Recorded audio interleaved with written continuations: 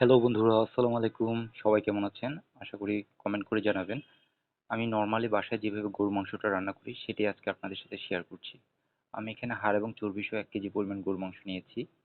Fine chop করা ১ cup পরিমাণ পেঁয়াজ কুচি দিয়ে দিলাম। ১ টেবিল চামচ জিরা বাটা, ২ টেবিল চামচ আদা এবং রসুন বাটা, 2 টি-স্পুন দিয়ে দিচ্ছি ধনিয়া গুঁড়া, 2 টি-স্পুন হলুদের গুঁড়া এবং 2 টি-স্পুন লাল মরিচের গুঁড়া। এটা আপনারা আপনাদের মতো ঝাল যে যেমন পছন্দ করেন বাড়িয়ে কমিয়ে নিতে পারবেন, সমস্যা নেই। এবং দিয়ে দিচ্ছি স্বাদ মতো লবণ।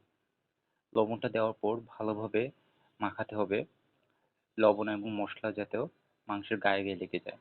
তারপর আমি এটা ৩০-৪০ মিনিটের জন্য নর্মাল ফ্রিজে রেখে দিব। এরপর আমি একটা কড়াই নিয়ে নিচ্ছি।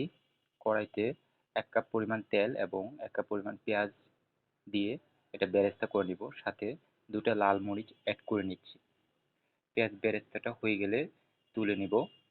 পেঁয়াজটা তুলে নিয়ে তারপর আমি একই তেলের মধ্যে আস্ত কিছু গরম মসলা, ৪টা এলাচ, ৪টা দারচিনি এবং ৪টা লং এবং ২টা তেজপাতা দিয়ে গরুর মাংস যেটা আমি ম্যারিনেট করে রেখেছিলাম আগেই সেটা আমি এখানে অ্যাড করে দিচ্ছি।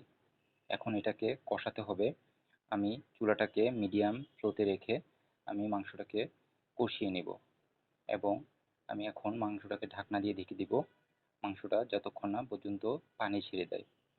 কিছুক্ষণ পর আমি এসে দেখছি মাংসটা থেকে অনেকগুলো পানি ছেড়ে দিয়েছে এবং এই পানিতে আশা করি রান্নাটা হয়ে যাবে। তারপরও যদি প্রয়োজন হয় মাংস সিদ্ধর জন্য আমি ১ কাপ পরিমাণ গরম পানি অ্যাড করব। আমি আবার ঢাকনা দিয়ে ঢেকে দিচ্ছি। কিছুক্ষণ পর দেখছি যে মাংসটা সিদ্ধ হচ্ছে কিনা। হ্যাঁ, মাংসটা সিদ্ধ কাছাকাছি। আমি এখন কিছুটা গরম পানি অ্যাড করেছি ১ কাপ পরিমাণ এবং আমি আমার বাসায় তৈরি করা গরম মসলা ১ টি-স্পুন দিয়ে দিচ্ছি এবং ভালো করে জিনিসটা মাখিয়ে নিচ্ছি। ভালো করে নাড়াচাড়া দেওয়ার পরে আমি আবার ঢাকনা দিয়ে ঢেকে দিব যতক্ষণ না পর্যন্ত মাংসটা পুরোপুরি রান্না হয়ে যায়। কিছুক্ষণ পর দেখছি মাংস আমার রান্না হয়ে গেছে। এখন আমি পেঁয়াজ বেরেস্তাটা আবার দিয়ে দিচ্ছি। পেঁয়াজ বেরেস্তাটা দেওয়ার পর আমি এখন আবার নাড়াচাড়া দিব। নাড়াচাড়া দিয়ে আমার রান্নাটা কমপ্লিট করলাম। আশা করি সবাই লাইক কমেন্ট করে সাথে থাকবেন এবং সাপোর্ট করবেন। থ্যাংক ইউ ভিডিওটা দেখার জন্য। আল্লাহ হাফেজ, সবাই ভালো থাকবেন।